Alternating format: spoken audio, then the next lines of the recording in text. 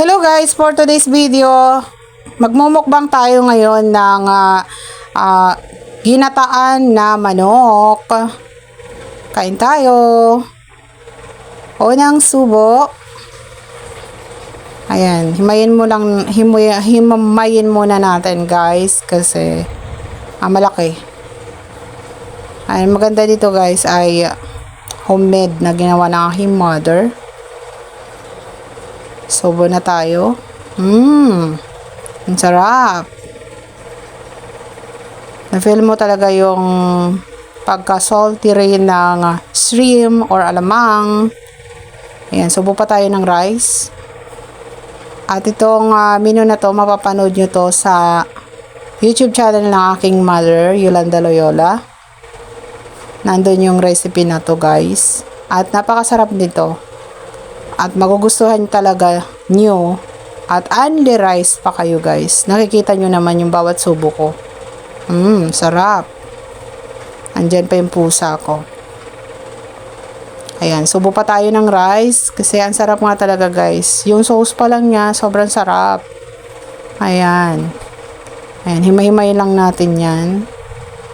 Tapos, subo na natin. Kain, sarap. Ayan, voice record tayo guys kasi nung nag-filming ako guys, walang voice. Aywan ko ba itong cellphone na to? Sarap. Ayan, ang sarap. Ang dami kong nakakain guys na rice.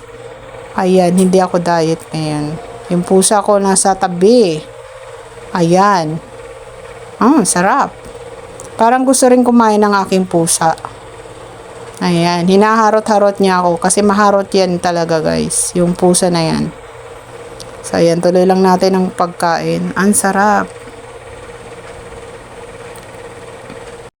Ayan, itong recipe na to guys, pang pang restaurant.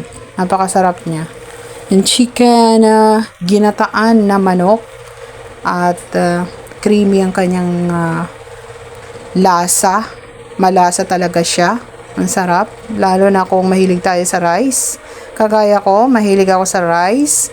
So, kain lang tayo guys. Ayan, ang sarap. Please subscribe to my YouTube channel and follow my TikTok. And if you buy something, please click the yellow basket in my TikTok shop or visit to my profile. And sa lahat ng mga nanonood ng aking videos, maraming salamat and thank you and happy day everyone. Thank you for watching. Bye guys. Thank you. Ayan, tuloy lang tayo ng pagkain. Ayan, hanggang sa matatapos na tayo guys. Kain na tayo. Ayan. Thank you for watching. Inom tayo ng tubig. Ayan. Bye guys.